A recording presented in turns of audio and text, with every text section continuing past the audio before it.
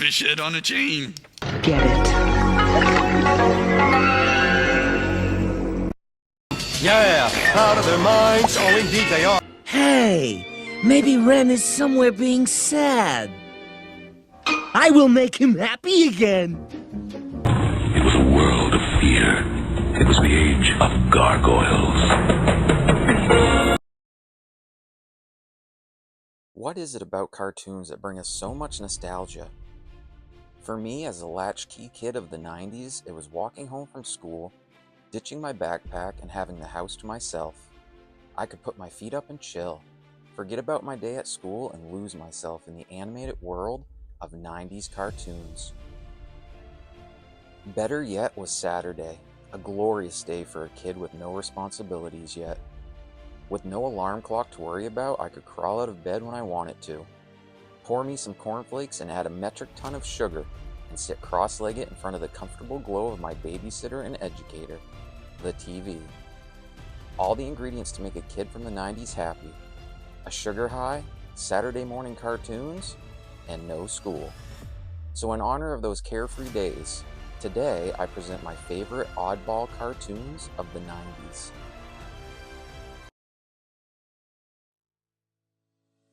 It was 1994. I was 9 years old.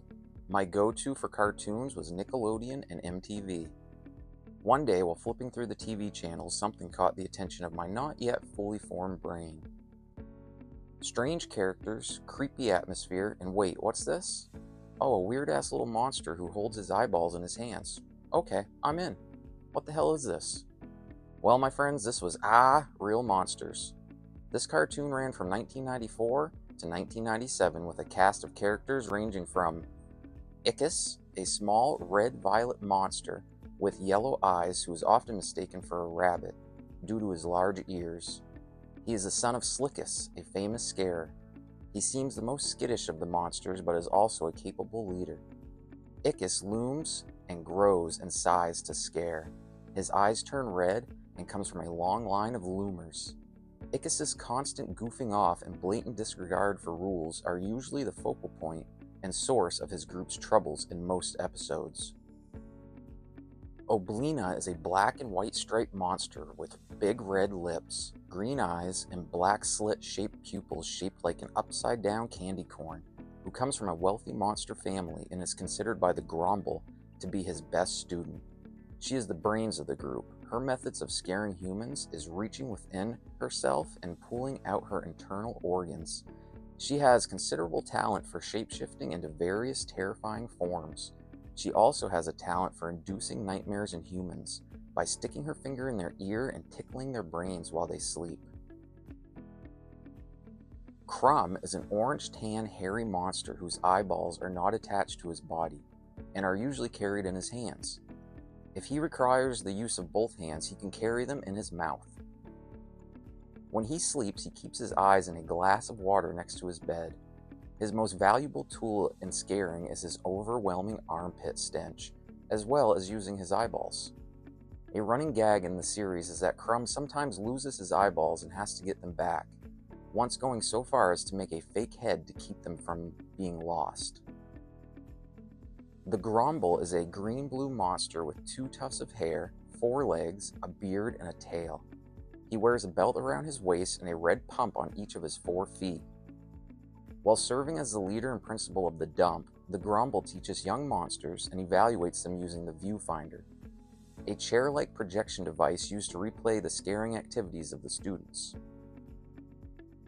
Along with Ickis, he is one of the few monsters who can hear the Pool of Elders, the source of monster existence that is made of the very substance of fears.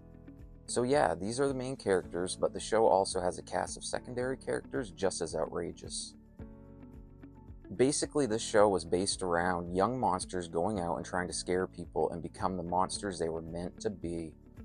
Also, the thing that still sticks with me today is that the monsters had their own economy which ran off toenails.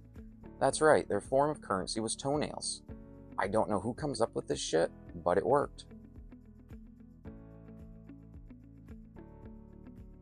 Okay, this one ran from 91 to 95. At the same time this show started airing, I wasn't even 10 years old yet. but I still remember this dominatrix chick in tight clothes. To be honest, I was half scared and half intrigued. That's right, we're talking about Aeon Flux.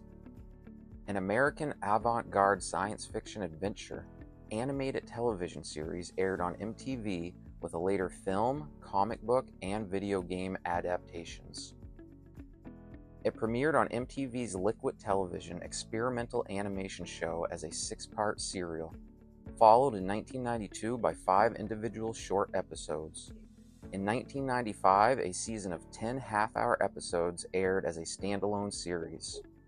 Each episode's plot has elements of social science fiction, biopunk, dystopian fiction, spy fiction, psychological drama, postmodern and psychedelic imagery, and Gnostic symbolism. Aeon Flux is set in a surreal German expressionist-style future. The setting depicts a bizarre dystopia populated by mutant creatures, clones, and robots. Set within 2 city-states, Monica and Bregna, separated by a border wall in an otherwise barren, Earth-like world. The title character is a scantily clad dominatrix secret agent from Monica. Skilled in espionage, assassination, and acrobatics, she infiltrates and sabotages installations in Bregna, which is led by her sworn enemy, and sometimes lover, Trevor Goodchild, the technocratic dictator of Bregna, whose citizens are called Breens. The 2 nations engage in a futile, never-ending war for ideological supremacy. Monica is portrayed by an anarchistic or libertarian society where there is absolute freedom and individualism. Bregna is shown as a totalitarian regime in an Orwellian police state with an oppressed society under constant surveillance, rules, and regulations. Yep, this one definitely sticks out as a 90s oddball cartoon. The animation and the world that is created are both standouts and ahead of their time. When I first saw this cartoon, I thought, what fresh hell did this crawl out from? I had never seen anything like it, and to be honest, not many other cartoons have come close to the pure odd vibes this show brings to the table. The 90s cartoon gem I am referring to is none other than the Brothers Grunt.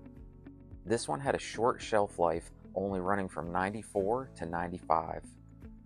The series centered on an ensemble cast of pale, rubbery, twitchy, yellow-eyed, blue-haired, green-tongued, and shirtless humanoids called the Brothers Grunt, or simply the Grunts, with prominent bulging varicose veins, generally clumsy and dim-witted, able to bend, twist, and contort their bodies into various forms, all of them ostensibly male, wandering around in their signature attire of boxers and wingtip shoes. Their main food staple is cheese and martinis, also the occasional potato. The Grunt's single parent is a large, floating, mute, and fat male humanoid called Gruntus Primus Maximus, or simply the Maximus, often leaking various nauseous bodily fluids, to whom they are born as embryos inside skin warts, much in the way of the common Suriname toad. They live in a monastery in an unspecified location in the American wilderness, which the sewers lead to. Damn, do y'all remember this one? It seems like something that came from a bad acid trip, but it does actually exist. Creepy as shit, those brothers and their protruding veins still haunt my memories from time to time. Okay, time for a popular pick I'm sure many of you enjoyed growing up in the 90s. Happy, happy, joy, joy, happy, happy, joy, joy, happy, happy, joy, joy. Running from 91 to 96, that's right, let's talk about the one and only Ren&Stimpy show. This classic 90s standout had 52 original episodes and starred Ren, an emotionally unstable psychotic Chihuahua dog, and Stimpy, a good-natured and dim-witted Manx cat.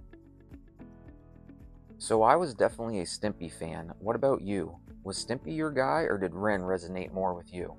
The other character that always brought the laughs for me was Powdered Toast Man. Ren&Stimpy is the 3rd cartoon to be aired of the original 3 Nickelodeon animated series known as Nicktoons, alongside Doug and Rugrats. The Ren&Stimpy show has received widespread critical acclaim from critics and audiences, with praise going to its visuals, animation, and surreal nature. However, it has also generated significant controversy for its dark humor, adult humor, violence, and shock value. Well, duh, that's what makes it so good. This last entry really stood out to me as a kid. It let my imagination run wild. It was stylish and creative. It was Gargoyles. 1,000 years ago, superstition and the sword ruled. It was a time of darkness. It was a world of fear. It was the age of gargoyles. This one ran from 94 to 97. The series features a species of nocturnal creatures known as gargoyles that turn to stone during the day. After spending 1,000 years in an enchanted, petrified state, the gargoyles who have been transported from medieval Scotland are reawakened in modern-day New York City and take on roles as the city's secret nighttime protectors. Gargoyles was noted for its relatively dark tone, complex story arcs, and melodrama. Character arcs were heavily employed throughout the series, as were Shakespearean themes. Gargoyles focuses on a clan led by Goliath. The other clan members include Brooklyn, Demona, Lexington, Hudson, and Bronx. In 994, the clan lived in a castle in Scotland. Most are betrayed and killed by humans while petrified, and the remainder are magically cursed to sleep, i.e. be frozen in stone, form until the castle rises above the clouds. 1,000 years later, in 1994, billionaire David Xanatos purchases the Gargoyles Castle and has it reconstructed atop his New York skyscraper, the Eyrie Building, thus awakening Goliath and the remainder of his clan.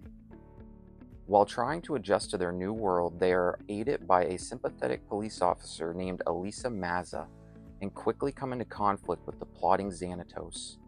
In addition to dealing with the Gargoyles' attempt to adjust to modern New York City, the series also incorporated various supernatural threats to their safety and to the world at large. This is a cartoon that showed us how to be good and fight for what's right.